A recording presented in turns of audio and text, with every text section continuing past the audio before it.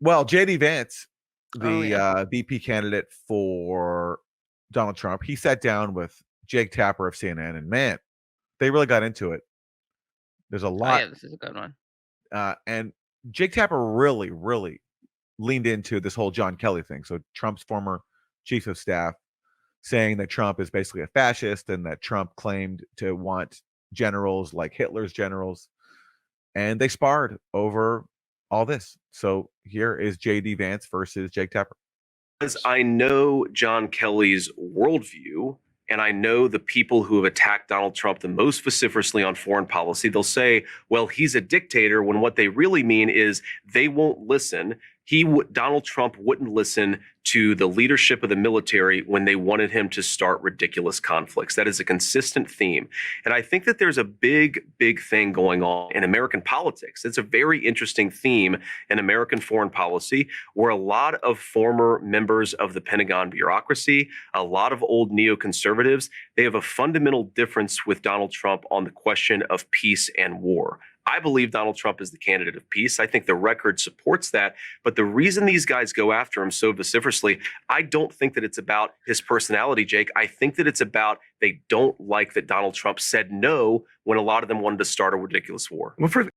So this is the danger for Democrats of leaning Right. into all these neocons like the Cheneys and elevating someone like John Kelly, who is a war hawk, is that if you do that, you're going to play into this mythical image of Trump that he's like a president of peace, that he wants to stop the wars, and Right. he's been undermined by the deep state.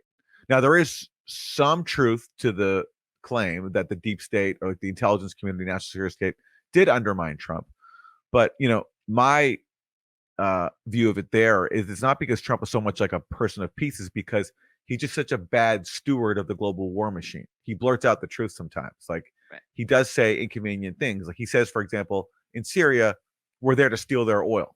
He Right. didn't say we're there to fight terrorism. And you can't do that when you're the president. You have to pretend as if we're trying to fight terrorism and spread democracy. So I think Right. it's more that Trump is not that he's like a president of peace, but that he's just puts a bad face on the global Empire. hegemon, right? Yeah. And so that's why I think that's what drives their animus toward him. But at the same time, to be fair to Trump, he did try to do some things that the national security state didn't want. He did order U.S. troops out of Syria, and they just ignored him. They just undermined him completely, and they Yeah, actually Morrison lied. ignored him. They mocked him for it. They did. Now, did Trump, use Hire John all the Bolton. powers he has to like see through his order? No, he didn't, because Right. Trump also is a sycophant and he wants to be liked. He doesn't want to take on these powerful people. So Trump didn't use his own political power to really do anything. But there's truth to what JD Vance is saying, but he's also, I think, mischaracterizing it too for his own benefit, because he recognizes that these wars are not popular. Right. And same thing in 2016, where Trump was critical of foreign interventions and that helped him win. So I think they're repeating that playbook again, and they're getting a big assist in that from CNN, from John Kelly, because they all lean into war hawks as these like sages who have Right. all the wisdom. Guardians of democracy. Exactly. You're ascribing worldviews, I think, based on gut. I can't really tell where you're coming from on it. There's no evidence. Based on people that I've And this is Jake Tapper doing his job, where it's like he actually knows that this argument will appeal to people. And so Jake Tapper wants to pretend as if these people aren't war hawks. Like, no, they're not. Like, they don't want war. Like, come on, Jake. And this is who Jake serves, so he knows exactly the worldview of all these people.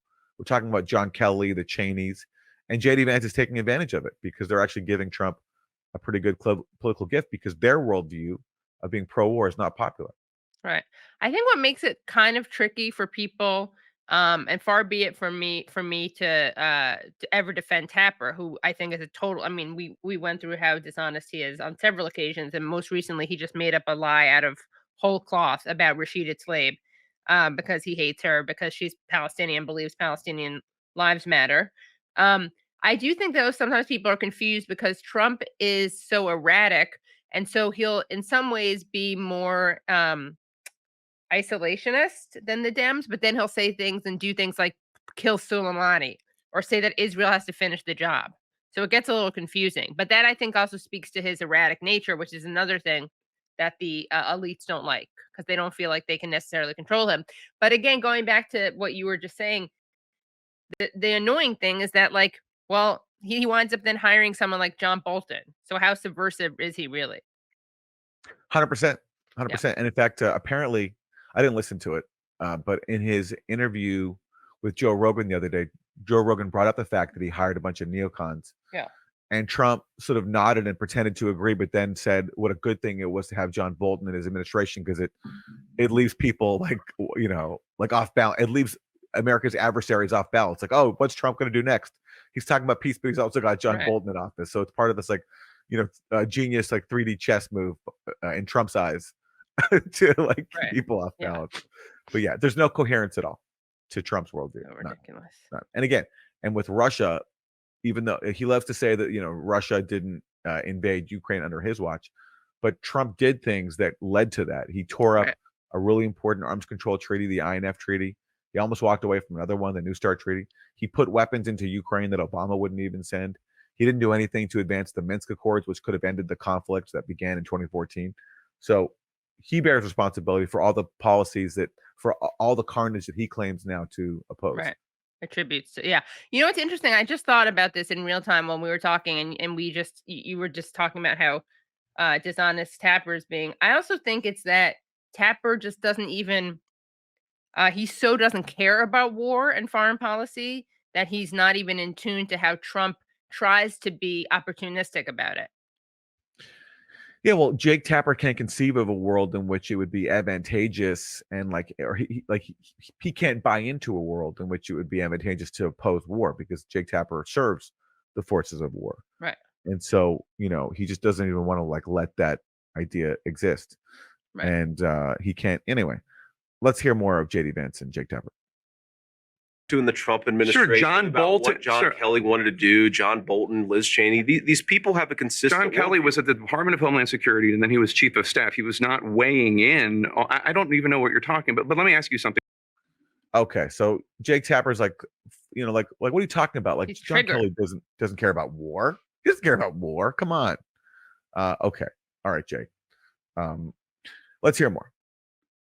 Sorry, Those guys. 10 people, So much including Vance, the so much former Jake. vice president, Mike Pence, all of these people have this horribly damaged worldview, and they're all just going after Donald Trump because they want to send people into war. That's really your argument? Absolutely. It's not like these are conservative. Absolutely, that's my These argument. are not conservative Jake, all of Republicans. people. These aren't all conservative of these Republicans people, who are Jake. concerned about Donald Trump. All of They're these, not. That's all not of right. all of these people, Jake, they came into office thinking that they could control Donald Trump. That when he said he wanted peace in the Mike world, Pence thought he that could control Donald yes, Trump. he did. And when he found out, that Really? when he found out that he couldn't, they all turned on Donald Trump. Yeah, I mean, listen, it's a good argument. I understand why JD Vance is making it, and it's kind of a gift he's been given because these are all war hawks and neocons. Now, Right. like if Jake Tapper wanted a real kind of argument, he would point out that there are a bunch of neocons in Trump's circle too. Lindsey Right. Graham, Mike Pompeo. Right. These are, but again, because Jake Tapper doesn't want to accept the premise that it's bad to be a war hawk, he's just there defending them and saying that Yeah, they have he's in an different awkward motives. position, right? Yeah. It's funny how so you have a lot of people like these. You have some war hawks who left Trump, who Mhm. turned on Trump. Then you have Lindsey Graham, a war hawk who embraced Trump and used to say all these terrible things about him. Yeah, and now Lindsey Graham does stuff like, America first. Yeah, I'm all in it. America first also means defending Israel. Like, Oh yeah, he loves he and loves Trump and he loves Israel. yeah, and Trump goes up there and JD Vance and they're criticizing neocons, but yet they have people like Elise Stefanik Oh my speaking God, at their right. ralies, who's she was the one who led those witch hunt hearings, Yeah. trying to fire every single university president who allowed a pro-Palestine protest on their campus. So Right. all these terms, every term has lost its meaning now. Neocon doesn't mean anything anymore because there's neocons in both camps. Anti-Semitism, of course, has zero meaning because that just means anything that criticizes Israel. Yeah. It's very hard to find a term that actually that people can still stick to its original definition. By the way, Yeah. last night, one of the speakers, I didn't watch the whole thing, but one of the speakers at Madison Square Garden at Trump's thing was some guy who called Hillary Clinton a lying Jew hater. Yeah,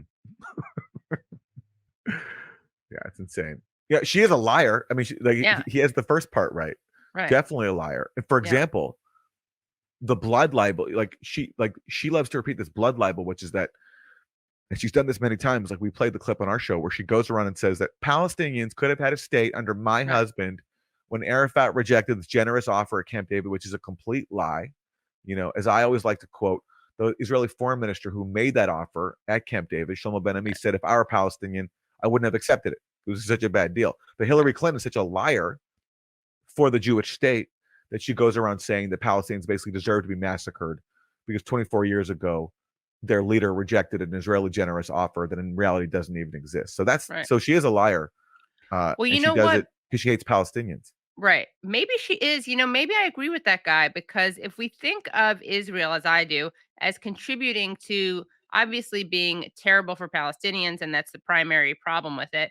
But if we also think of them as creating anti-Semitism and creating terrible PR for Jews, as it claims to be representing us, as it live streams its genocide, and Hillary is so pro-Israel, maybe she is a Jew hater. Damn. Yeah. Breaking news: Katie Halper endorses MAGA claim that Hillary Clinton is a lying Jew hater. There we go. Yeah. There we go. Yeah.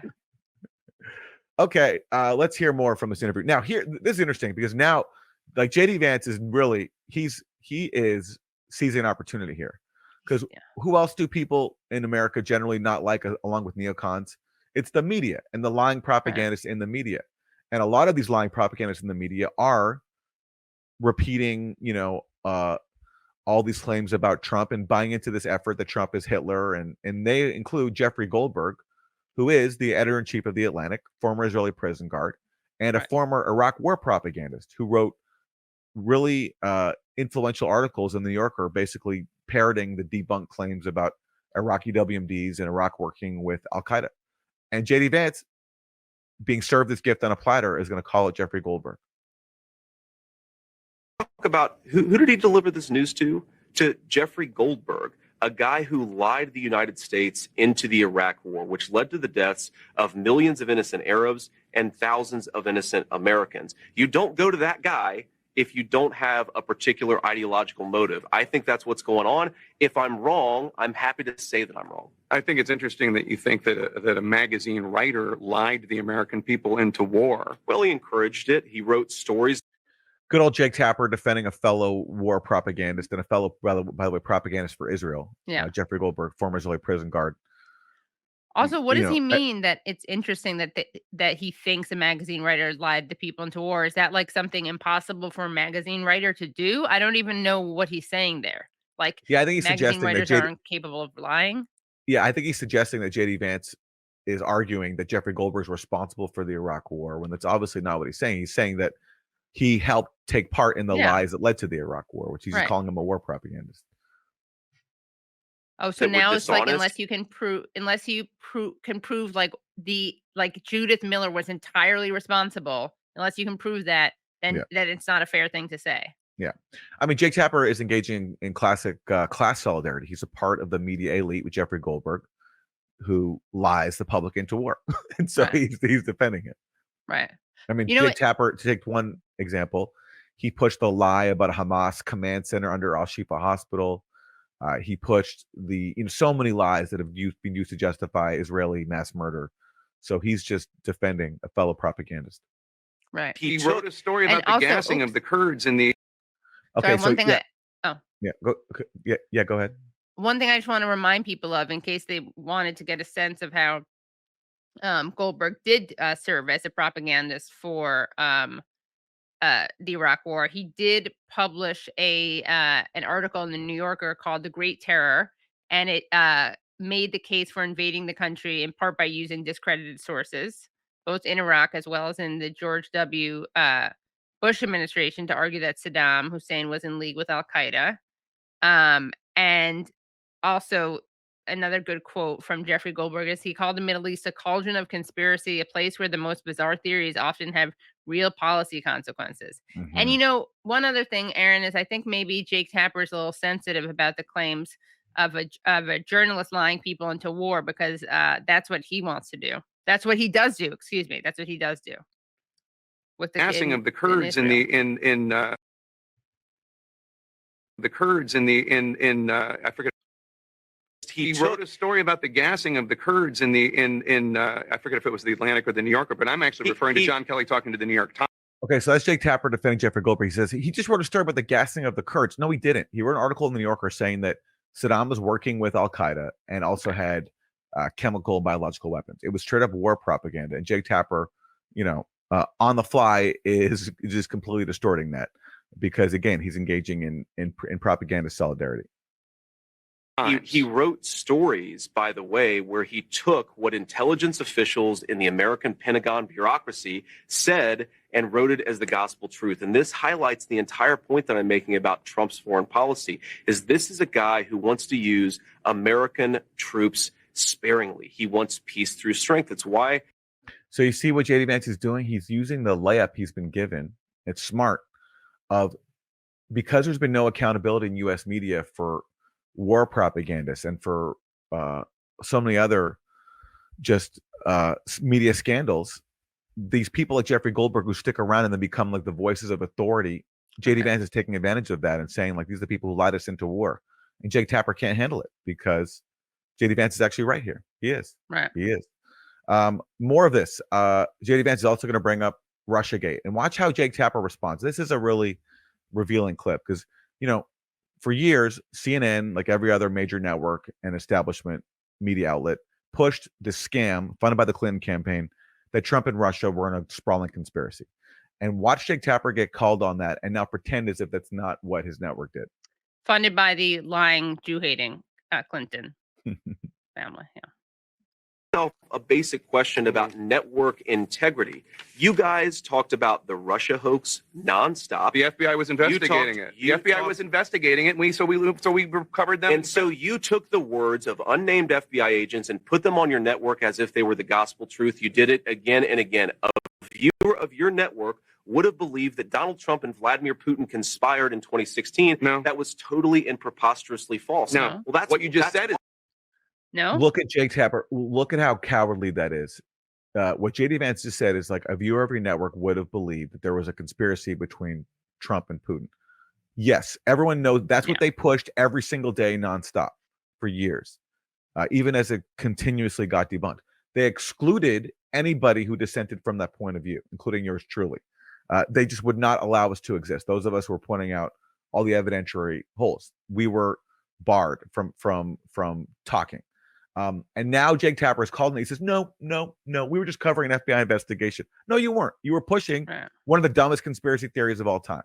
And now you can't even take ownership of it years later. And that's why everybody hates the media. It's not just that they parrot all these lies, is they won't take accountability for it long after it's collapsed. Right. They lie about lying. All the time. False. We covered an FBI investigation. I don't know why you want to talk about the FBI investigation. Yeah. They want to talk about it, Jake, because it shows that you have no integrity. And he's using, there's so many things that the Trump campaign and J.D. Vance says that are lies that could be called out. But when you rely on people like Jeffrey Goldberg and Jake Tapper who have no credibility, they're going to use that against you. And that's what J.D. Vance is doing. Right. And also Trump and Vance are horrible on Israel-Palestine, but they're just total opportunists when they point out how bad these neocons were to, as they just call them, Arabs. They're right. They just don't care about it, but they know that they're sensitive to that electorally.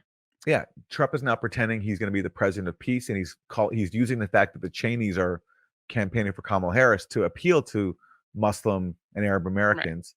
Right. And he appeared on stage the other night with some Muslim Americans in Michigan. He's trying to court their vote, and he can only get away with that. The guy who literally had a Muslim ban is able to get away with that among some people because his opponents are elevating people like the Cheneys and are currently facilitating a genocide.